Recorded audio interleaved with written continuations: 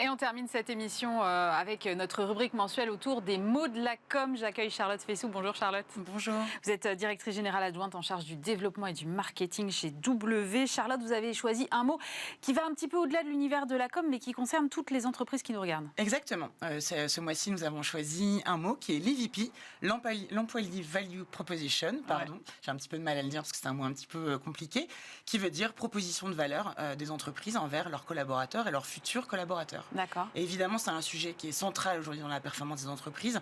On parle beaucoup d'un contexte notamment de guerre des talents. Le Covid a complètement revisité les attentes des collaborateurs envers les entreprises. Et surtout aujourd'hui, il y a une nécessité pour les marques de mieux travailler leur image recruteur pour mieux attirer finalement les collaborateurs au sein de leurs entreprises, mais aussi pour les retenir et donc favoriser la performance de leur business.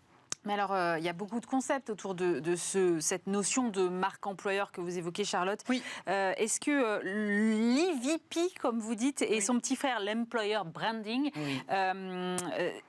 fonctionne de pair? Comment ça fonctionne? Alors exactement, pour résumer, l'EVP, c'est la proposition de valeur, donc tous les éléments tangibles et intangibles que l'entreprise propose à ses collaborateurs pour le rémunérer d'une certaine manière de ses actions au quotidien pour l'entreprise, alors que l'employer branding, finalement, c'est l'image de la marque en tant que recruteur, donc qu'elle arrive à diffuser auprès de ses différents publics. Donc c'est là où les agences de communication et de branding interviennent, puisque nous, on est là pour mettre en mots et en récit, finalement, cette valeur ajoutée et cette valeur immatérielle et matérielle que l'entreprise propose à ses collaborateurs, et donc pour les attirer ou pour les retenir, mais aussi pour créer une dynamique interne. Est-ce que vous avez des petits exemples à nous donner? Moi, j'aime bien les exemples. Ouais, nous aussi on aime bien les exemples.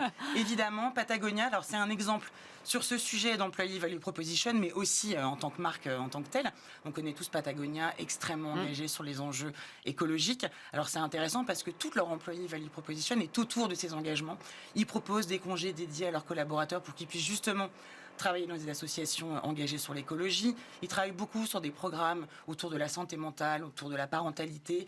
Leurs locaux sont pensés pour être évidemment autour du mieux-être des collaborateurs, mais aussi dans une optique écologique. Et c'est intéressant parce que leur fondateur, il y a quelques mois, a déclaré qu'il allait reverser 100% de ses actions dans des associations écologiques. Alors vous allez me dire quel est le rapport avec l'employee value proposition. Alors c'est fait partie de l'image de marque au global. C'est attractif pour les clients, mais c'est aussi attractif pour les collaborateurs. Et donc, ça donne envie aux collaborateurs de mieux travailler ou de rejoindre l'entreprise en tant que telle.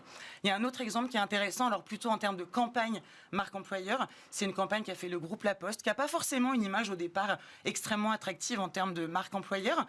Ils ont créé une campagne qui s'appelle We Are La Poste, où ils montraient des portraits de collaborateurs qui a permis, de montrer les vrais collaborateurs de La Poste, les différents métiers de La Poste, mais surtout de valoriser cet engagement social au plus près, finalement, des populations, qui est aussi aujourd'hui un argument extrêmement recherché par les collaborateurs, fierté, mais aussi par les futurs recrutés.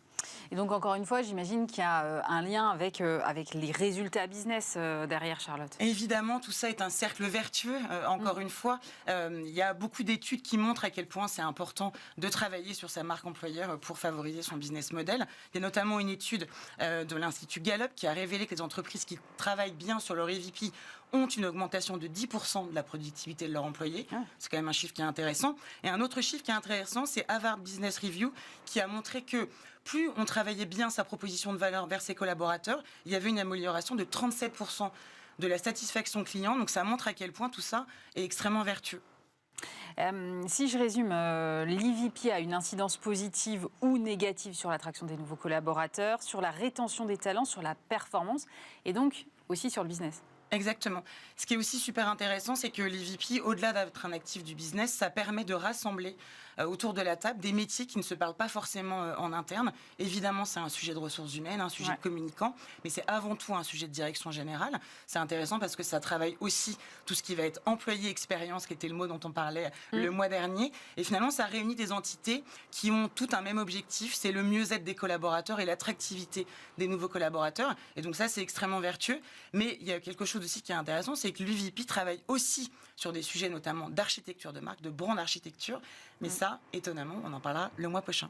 Eh bien, merci beaucoup Charlotte Fessou. Je rappelle que vous êtes directrice générale adjointe en charge du développement et du marketing de W. C'est la fin de cette émission. Merci évidemment de nous avoir suivis. On se retrouve bien sûr avec grand plaisir vendredi prochain. Et puis lundi, retour de Stéphane Soumier. Passez un très bon week-end.